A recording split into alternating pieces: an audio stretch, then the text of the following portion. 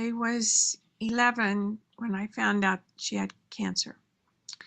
She had some surgery. They didn't tell me she was going to have surgery, but what they said was the doctor had removed a lump and he thought he had gotten it all.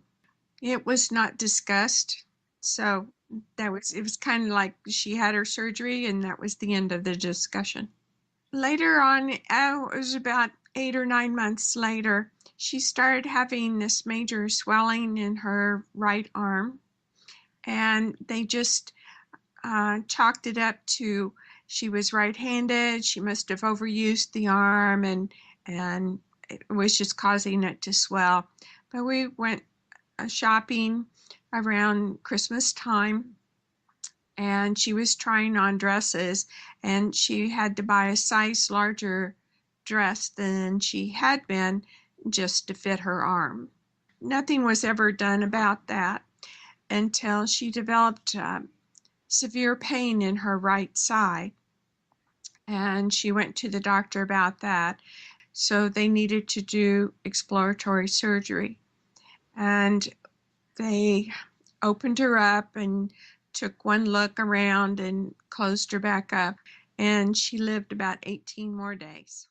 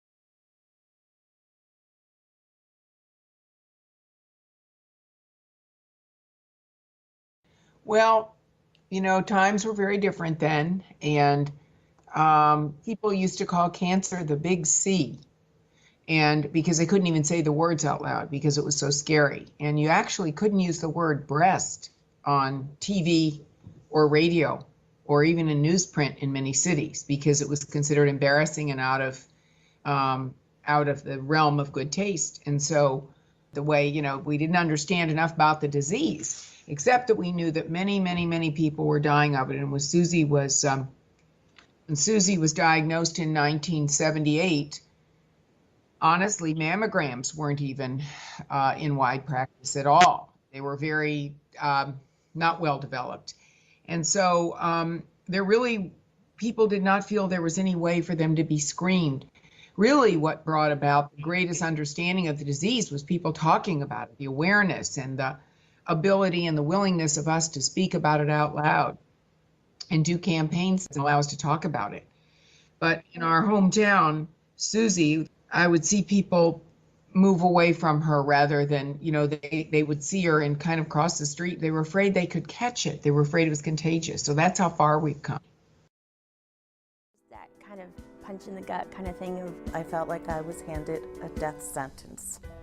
Yeah, it felt like a Big Mac truck just hit me. We reacted by just crying. It really set us back. It was a huge setback for me when you finally feel like you're going to continue on and be good, and it wasn't.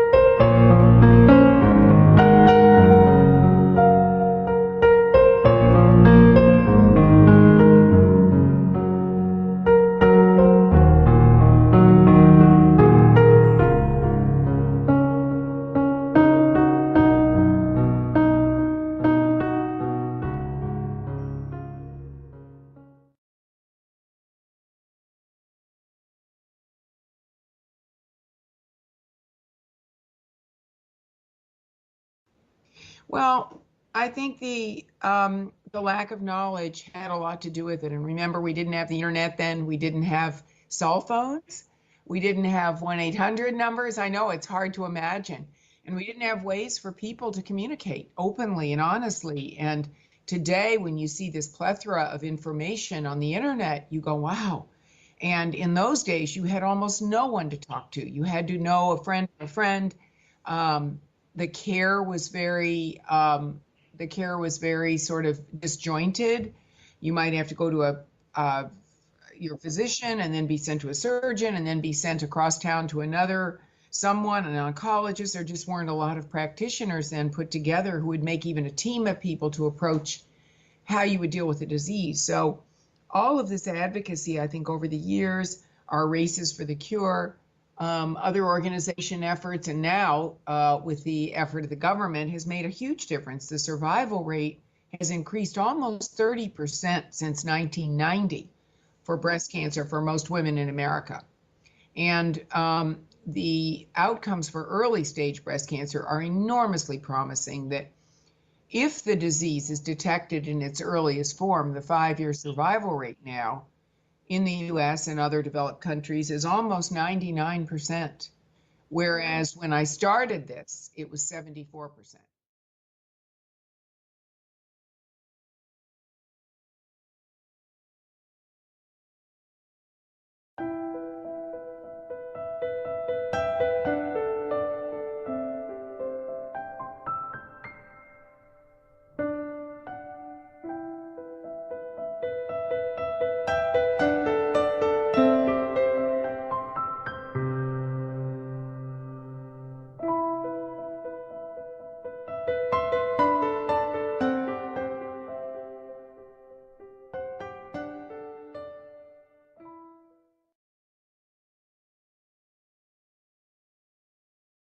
Well, when Susie and when I finally got her to go to MD Anderson Cancer Center in Houston, the waiting room was it felt like almost the size of a postage stamp, but people were literally having to sit on the floor because there were not enough chairs for the huge influx of patients who were coming. They were one of the only cancer centers that had a well-developed breast oncology unit.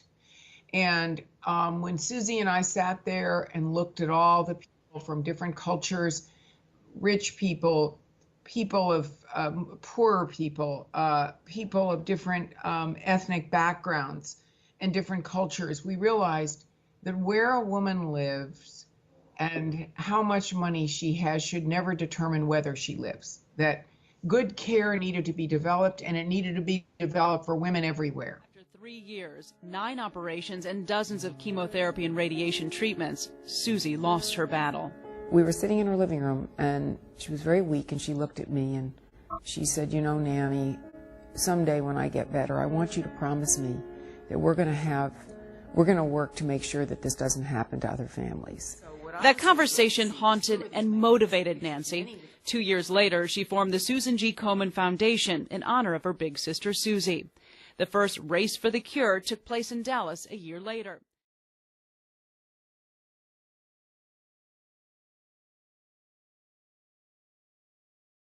Well, you know what? I didn't know, because all I knew is I was one person living in Dallas, Texas, who had a very supportive husband and had a wonderful platform. He was a businessman, and there were people that were willing to help me, but it wasn't that. I didn't know how I was going to ignite a movement. This needed to be a movement that wasn't going to be answered by having charity events and people, but rather it was going to have to be something that caught people's attention, that made them understand they needed to be part of the movement. They needed to share their concerns, their hope, and their education with each other. And that's why a few years later, I dreamed up Race for the Cure. Women were beginning to do aerobics and become very involved in exercise. There were a lot of people running and walking, doing things like that. And I thought, you know what? There were a lot of people beginning to be very involved in sports. And we rolled it out then, and it's now the largest 5K walk run around the world. That's been an enormous force in getting women to turn out and their families.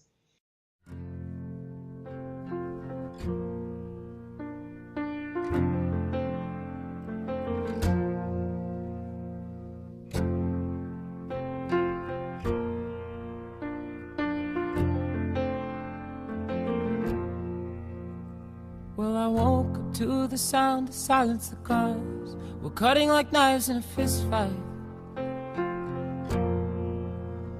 And I found you with a bottle of wine, your head in the curtains, and heart like the 4th of July. You swore and said we are not shining stars. This I know, I never said we are. Though I've never been through hell like that, I've closed enough windows to know you can never look back. If you're lost and alone, or you're sinking like a stone, carry on. May your past be the sound of your feet upon the ground. Carry on. Carry on, carry on.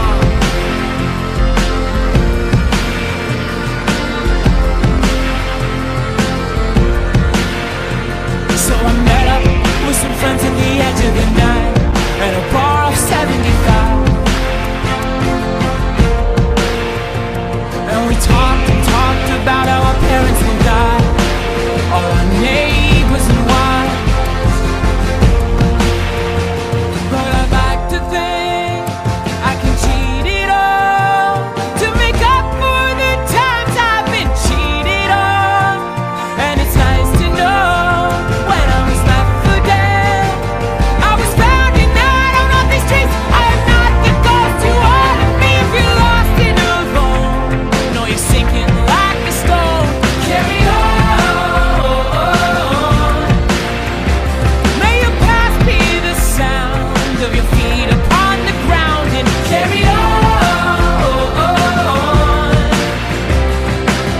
Oh, my head is on fire, but my legs are fine. After all, they are mine. Lay your clothes down on the floor, close the door, hold the phone, show me how. No one's ever gonna stop us tonight.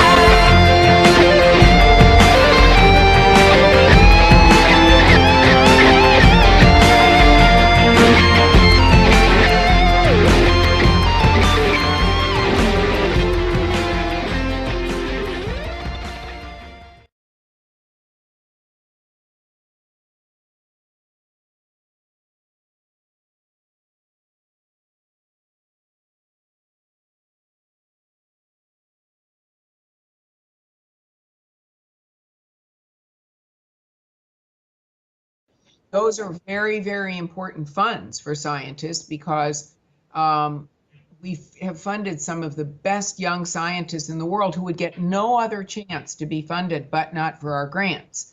So the money that we have grown an entire generation of young scientists now, and now our worry is that with sequestration and the smaller commitment to cancer research that exists in this country today, we want to fully develop this next generation of scientists because this is where the new approaches for treatment, care, and prevention will come from.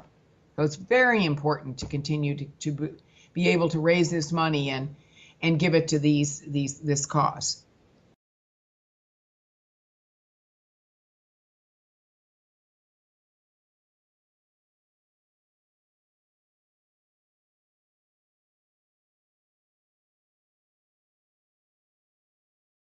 Well, a lot of people think that the disease is cured. Actually, a lot of people, and in a way, very early breast cancer, if you catch it just right, if you detect it just, it is in a sense, but that's not the biggest problem, nor has it ever been. The biggest problem is the fast-growing metastatic disease. We know, for example, there are 4 distinctive types of breast cancer.